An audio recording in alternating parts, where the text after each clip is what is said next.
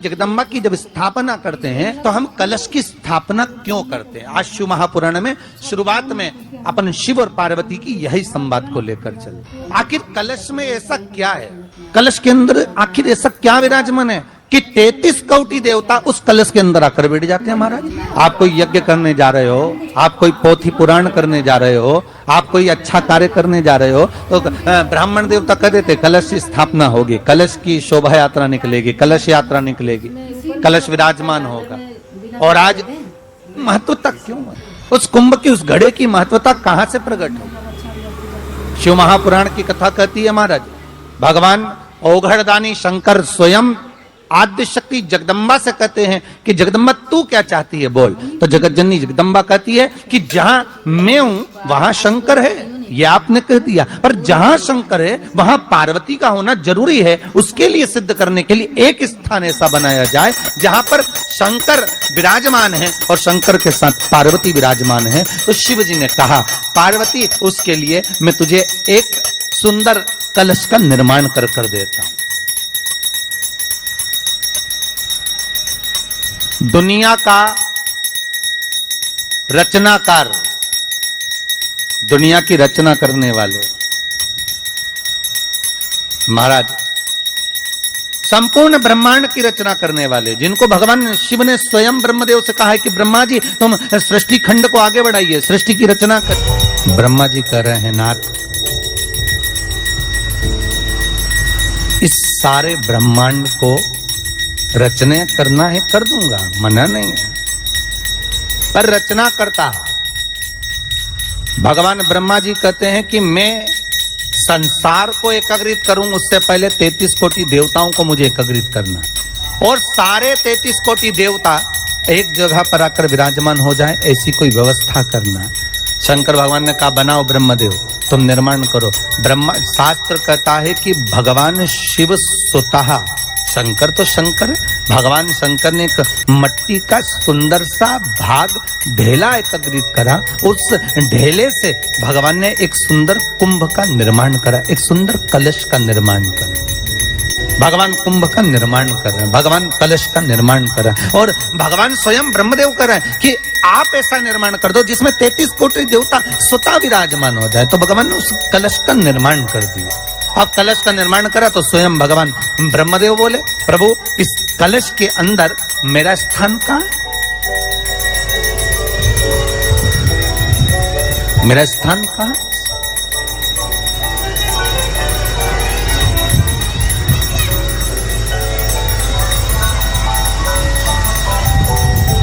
बहुत ध्यान देना महाराज, कलश का जो मुख होता है उस मुख पर भगवान विष्णु का स्थान होता है।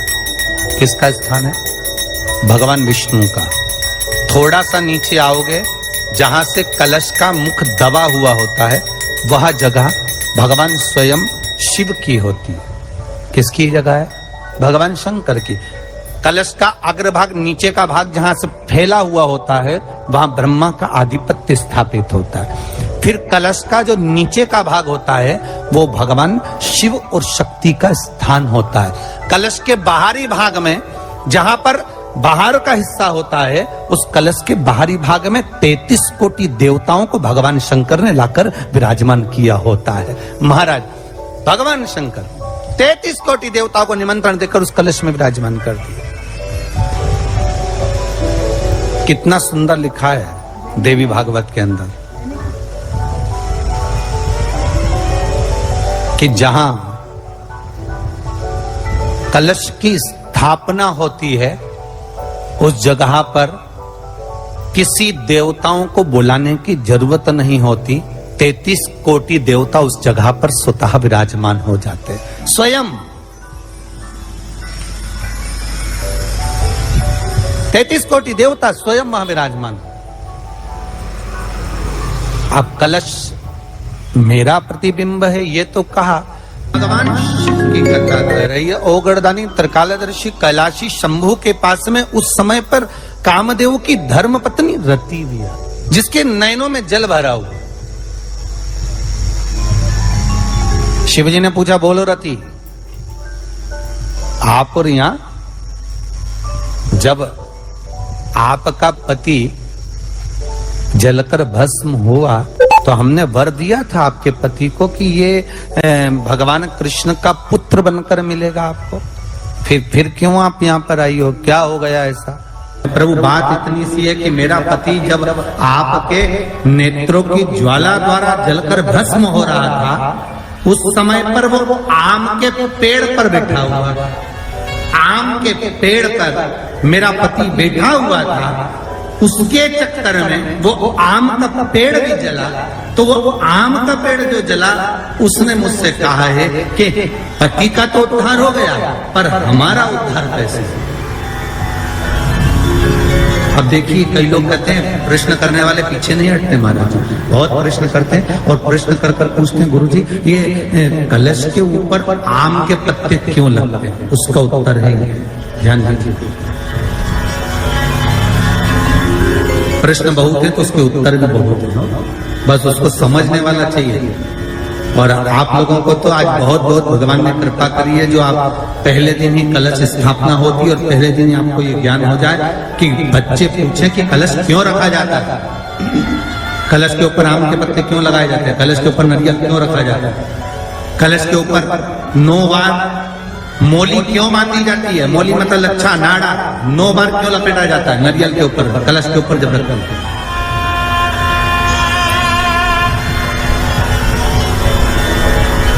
कलश के ऊपर जब जब श्रीफल रखाता है, नारियल रखाता है तो उस पर 5 बार 7 बार मोली नहीं लपेटी जाएगी, तो 9 ही बार लपेटी जाएगी। 5 या 7 बार लपेटते हैं तो कहते हैं कि लक्ष्मी की छिन्नता होती है, और वो 9 बार लपेटी जाती है तो भरपूर लक्ष्मी का भंडार। भगवान बोले अब आप आई हो रति, ठीक है, मांगो क्या चाहिए, बस इतनी कृपा कर दीजिए कि आम के वृक्ष का भी उद्धार कर दो।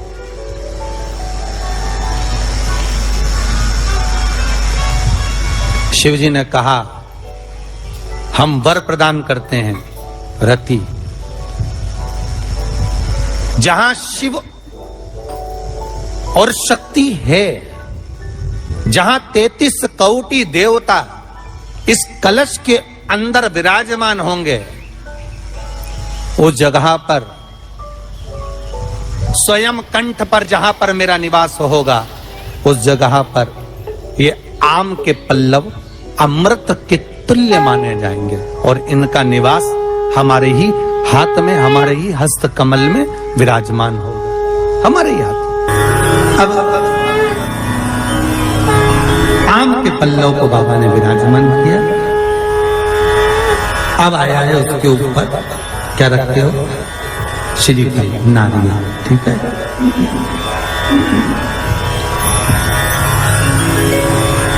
नारियल कौन, अब उसका भी प्रसंग शिव महापुराण में, स्कंद पुराण में बड़ा सुंदर है, ठीक है। भगवान शंकर और पार्वती विराजमान है कैलाश पर्वत पर। भगवान शिव के मन में बात आई, शंकर भगवान ने मां पार्वती जी से कहा ए जगत धात्री, हाँ प्रभु बोलिए, सुनो। तो देवी भागवत में आता है कि जिस जगह पर शंकर भगवान ने पार्वती से एक बात कही कि हमारा मन है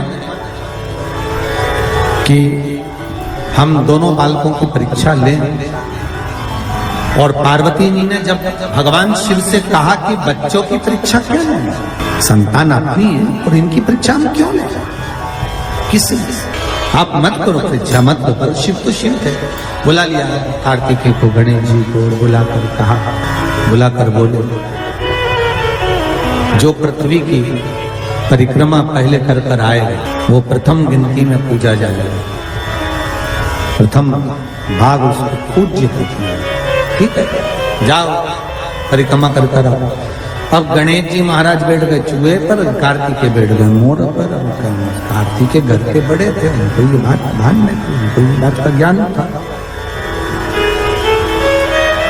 तो कार्तिकेय जी ने कहा अगर माता पिता का कहना नहीं मानेंगे तो अच्छा नहीं लगेगा। तो कार्तिकेय जी तुरंत मोर पर चढ़कर और परिक्रमा करने निकल गए।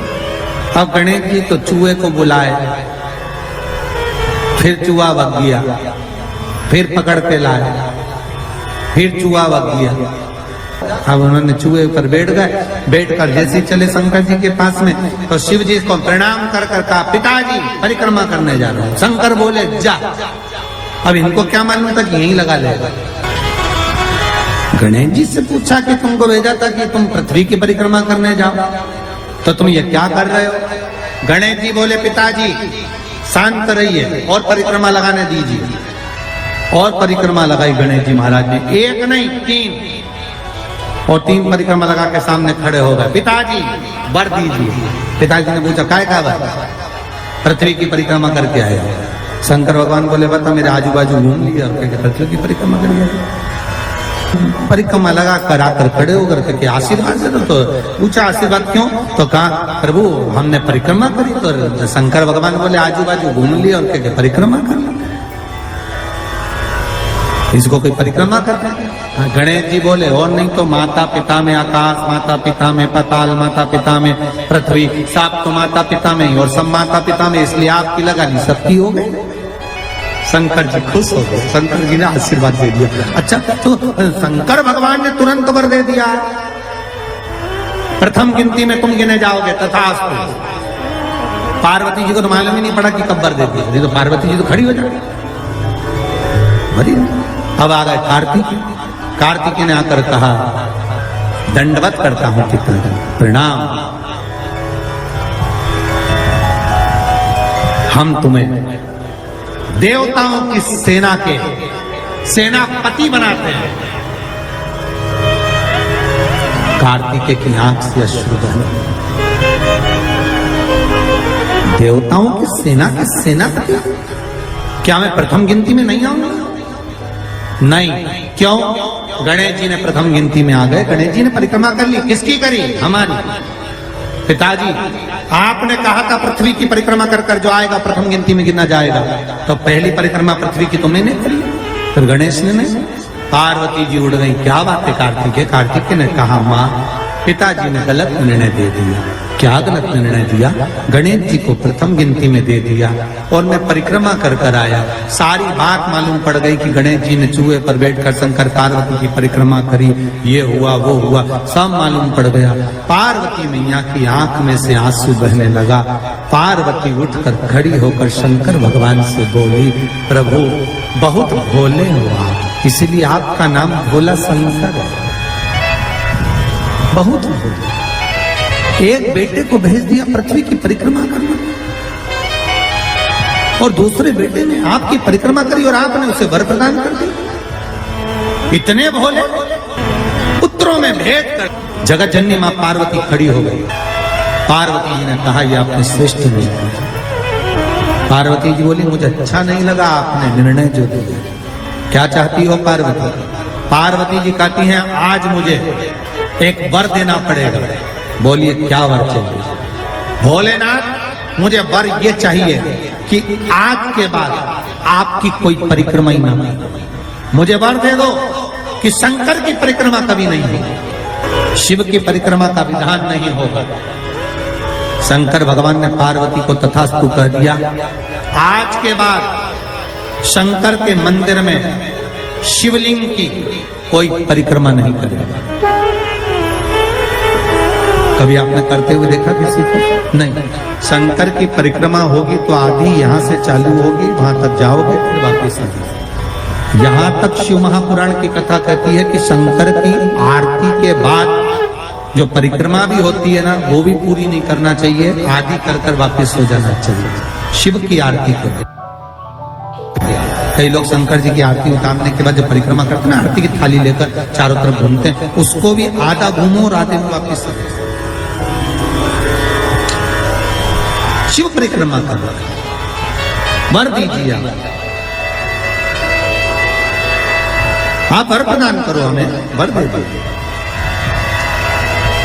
पार्वती मैं तुझे वर देता हूं, शिव की परिक्रमा कोई नहीं की।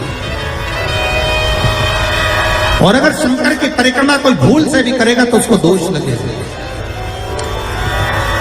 उसका पुण्य छिन्न।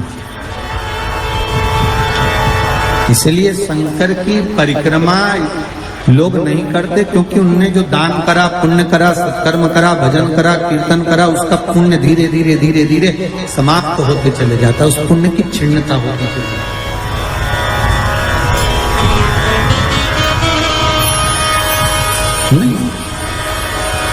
पार्वती जी बोली, प्रभु हम एक मेरा निवेदन स्वीकार करेंगे, बोलो क्या बात है। पार्वती जी बोलती हैं, आपने गणेश जी को प्रथम पद दिया है, तो इस कार्तिकेय को भी प्रथम पद प्रदान करिए। शिव जी बोले ये नहीं हो सकता, क्योंकि प्रथम पद एक ही होता है। प्रथम पद केवल एक होगा और वो एक पद मैंने प्रदान कर दिया, अब मैं दूसरा पद कैसे दे सकता, मैं दूसरा पद कैसे प्रदान कर सकता, मैं दूसरा पद कैसे दे सकता। पार्वती, एक काम हो सकता है, बोलिए प्रभु। मैं कार्तिकेय को कुछ ऐसा बना देता हूं कि जहां पर गणेश प्रथम पद में रहेगा तो ये कार्तिकेय भी प्रथम पद में पूजा जाएगा, बना दीजिए। भगवान शंकर ने कार्तिकेय को श्रीफल का निर्माण कर दिया, स्कंद पुराण कर दिया। क्या बनाया है? श्रीफल, नारियल। ये नारियल किसका प्रतिबिंब है? तो कहा ये कार्तिकेय जी का प्रतिबिंब है। किसका प्रतिबिंब है? कार्तिकेय जी का। तो गणेश जी की पूजन जो कलश के रूप में होती है, तो उसके ऊपर जो श्रीफल रखाता है वो स्कंद देव है, कार्तिकेय है। वो स्कंद देव, वो कार्तिकेय। सारे ग्रहों को शांत करने के लिए, कार्य को सिद्ध करने के लिए, कार्य की सफलता के लिए, व्यक्ति की मनोकामना पूर्ण करने के लिए कलश के ऊपर क्या रखा जाता है? जम के बोलिए, नारियल, श्रीफल रखा जाता है, जो कार्य की सफलता प्रदान।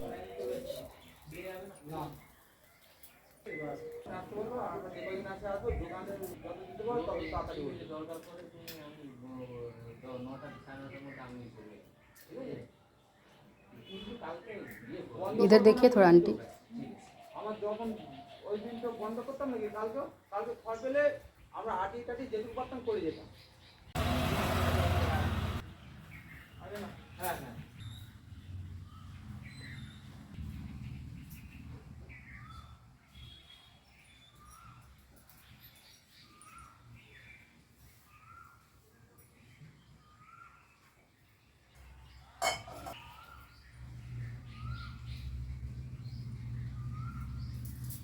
ना कौन चढ़ाया बोले तो आप ना बेलपत्र पीछे उतर, मुंह इधर, डंडा उतर, बोला ना प्रदीप मिश्रा, सुने कि नहीं? हमको तो बोला कि इधर, तो देखिए मुंह पर एक बेलपत्र।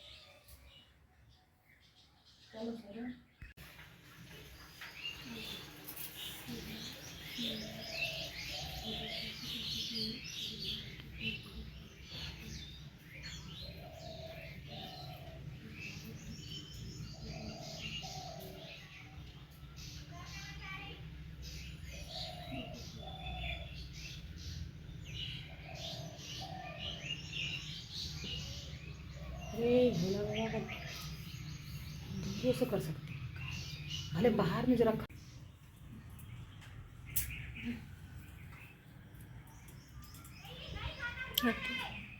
रुकिए रुकिए।